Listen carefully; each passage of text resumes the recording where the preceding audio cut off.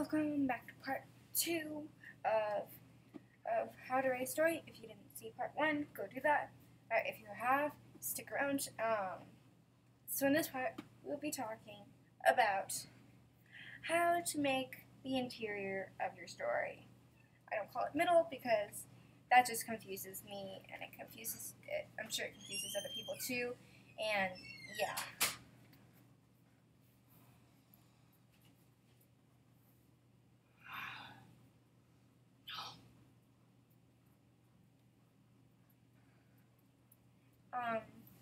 So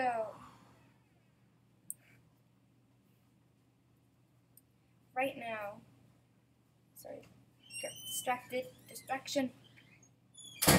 So I have already written it down on the computer. I'm just on a different screen. So I'm going to scroll up real quick, and you didn't see anything. So this is part 1.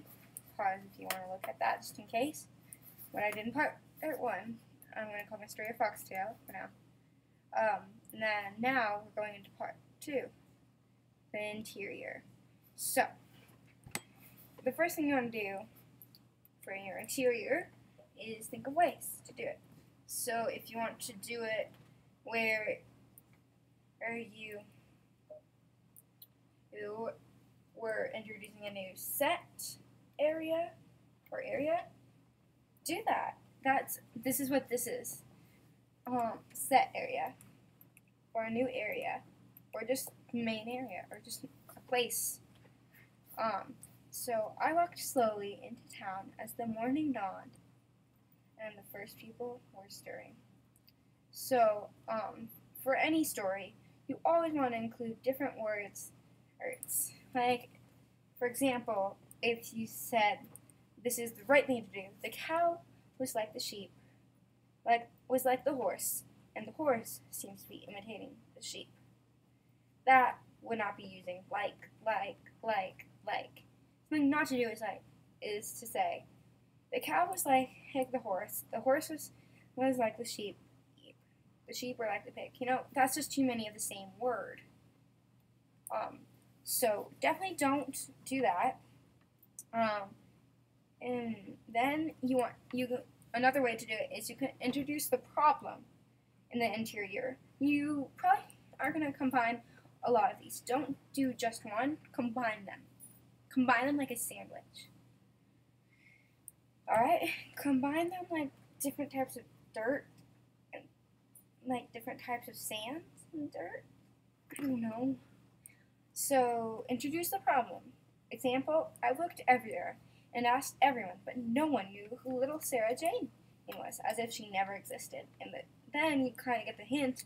The problem would be that something has been happening to people or Sarah Jane or that's making them disappear from history. So you want to introduce the problem subtly. Don't be like, this is the problem. Oh no, Sarah Jane is missing. That's a problem. That's probably what we need to do today. It's find her.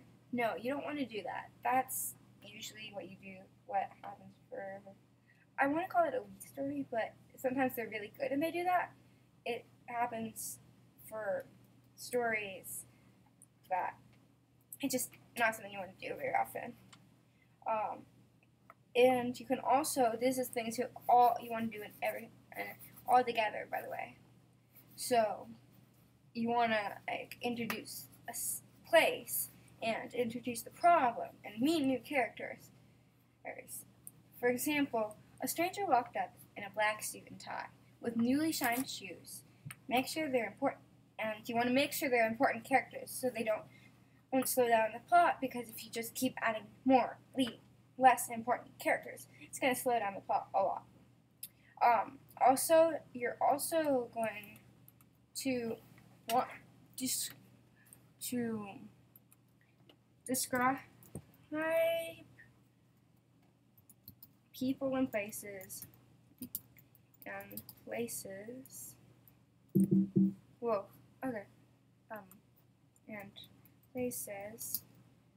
with lots of detail. You You want to describe people and places with lots of detail. Like, as I did with the characters, I could go into more depth and describe their face and their expression and their eyes and how they seem to spend it. Stuff like that. And that is kind of what everything you want to include in the interior of your story. All of this. All of it. They're not really interior. This is stuff you just want to do in your story. If there's no problem, don't introduce a problem. Introduce what you're going to be doing in that story. Because I know sometimes stories don't always have problems, and I'm with that. So yeah, you definitely want to make sure you do that. Alright? So that's me, signing out till next time. Bye!